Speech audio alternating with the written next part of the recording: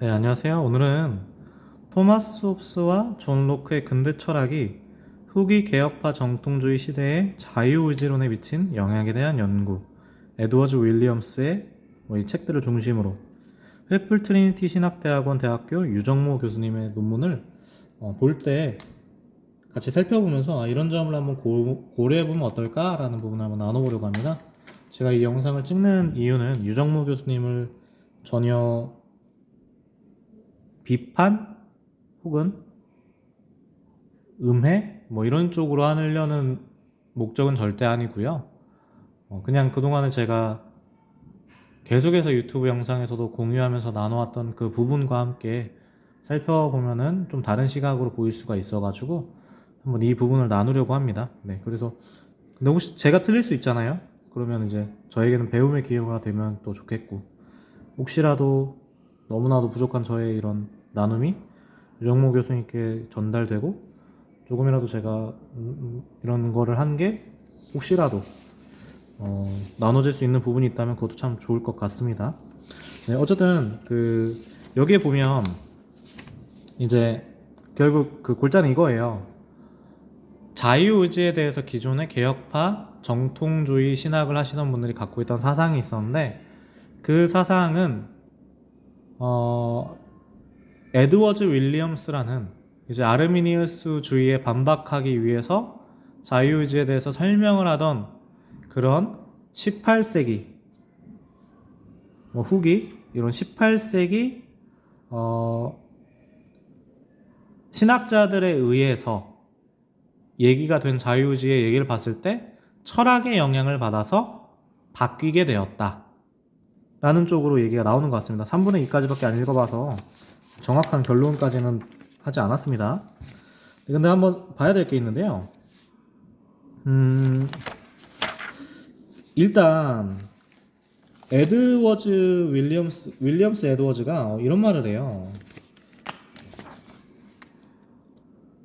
윌리엄스는 인간의 의지가 선이나 악을 행하도록 결정하는 원리가 두 가지가 있는데, 본질적으로 하나님께 속할 수 없는 결함의 부정적 원리, 그리고 하나님께 속한 결함 없음의 긍정적인 원리다.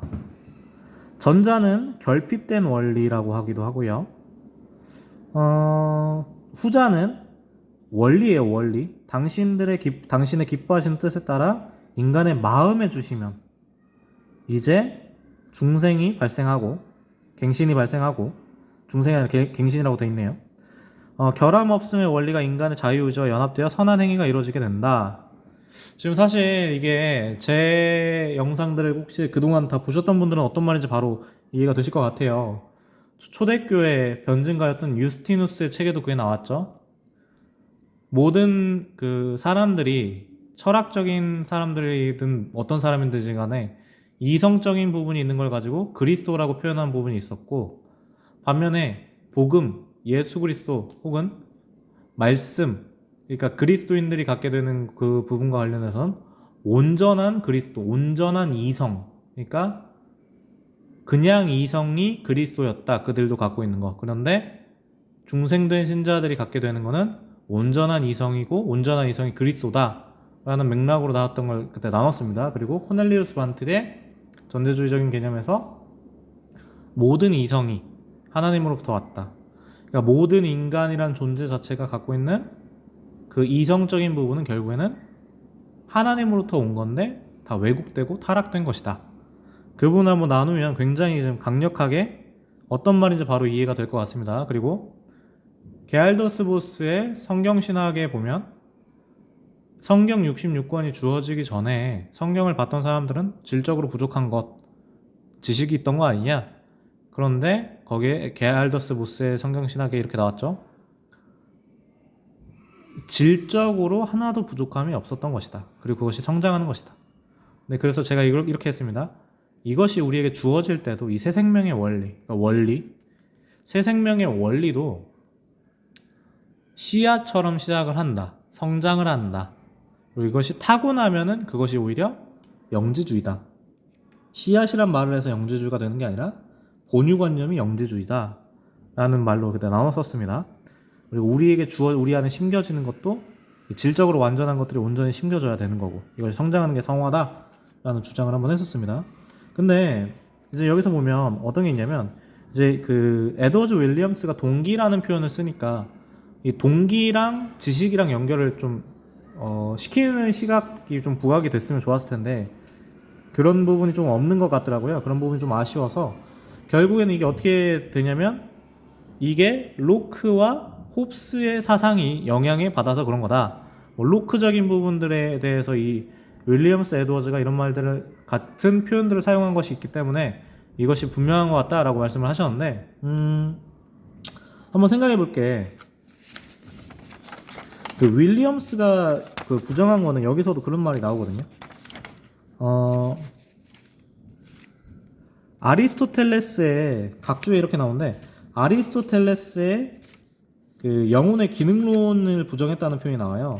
지성이 따로 독립적인 독립적인 기관으로 존재하고 의지가 따로 독립적인 기관으로 존재한다라는 부분을 부정했다라는 게 나오는데, 이게 왜 그렇게 하게 됐냐면, 의지 자체가 스스로 선택을 하는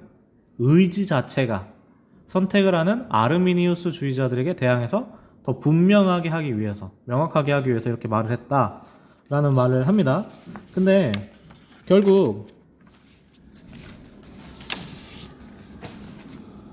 어떤 게 나오냐면, 개혁파 정통주의라고, 이제 그 정통주의의 이해라고 보시는 유정모 교수님께서 보시는 부분은 의지를 이성적인 능력으로 이해했다고 해요. 그러니까 어떤 쪽으로 보시냐면, 제가 이해한 바로는 이렇습니다. 제가 이해한 바입니다. 지성이 기능이에요. 이 기능이 무언가 판단을 하면 의지라는 기능이 또 있는데, 의지가 또 뭐 있냐면 얘가 이성적인 부분이 또 있어요. 이성적이에요.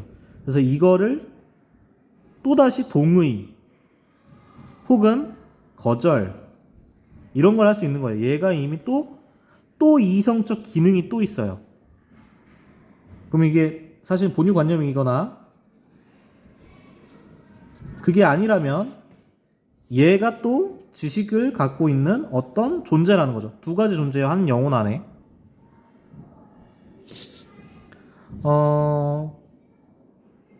이렇게 보면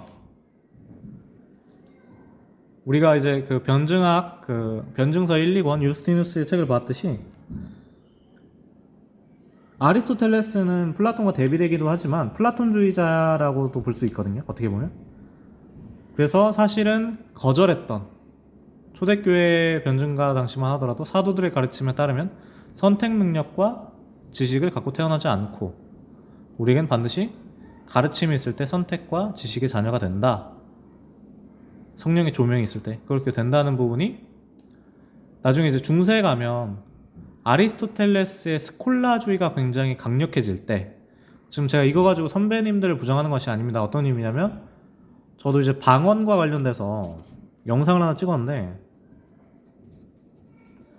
제가 방언과 관련돼서 직통기시 방언을 그 영상에서 부정을 해요. 근데 부정을 하는데 제가 어떤 느낌을 주냐면, 아직도 그래도 뭔가 기도하는 상황 안에서 직통계시가 아니라 외국어다라는 느낌으로 말을 하는데, 그 영상을 보시고 제 생각에는 저희 선배님이신 것 같은데, 한 분이 그거 자체가 아니라, 기도 자체가 아니라 말하기 상황이었다라고 알려주셨어요.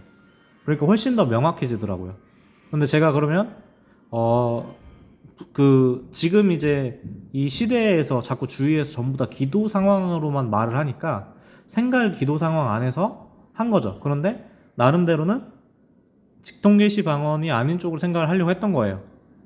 그러면 이제 제가 첫 번째로는 제 실력이 모자라서 그렇기도 하지만, 두 번째로는 기도 상황이라는 걸로만 주어지는 거 안에서 생각을 해보니까 이런 생각을 했던 건데, 마치 이런 것처럼 스콜라주의, 그러니까 아리스토텔레스의 그 영혼의 기능론이 너무나도 당연하던 그 시대 안에서,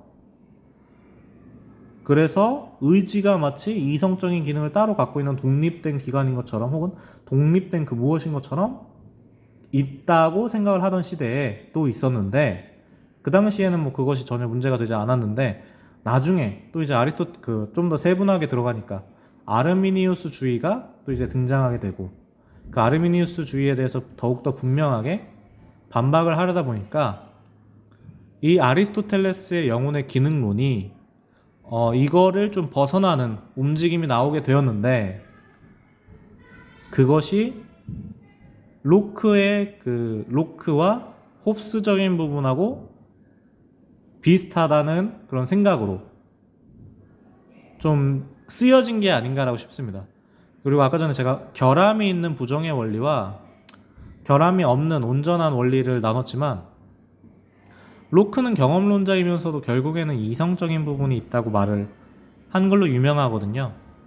그래서 그게 이 결함이 없는 온전한 원리에게서 의지가 나왔다라는 부분으로 생각을 해보면, 로크적인 부분으로도 연결 지어서 뭐 생각해 볼 수 있겠지만, 그것보다는 오히려 다시 한번 더 개혁적으로 좀 더 발전된 세상은 아니었나, 네, 그런 부분을 한번 나눠 봤습니다.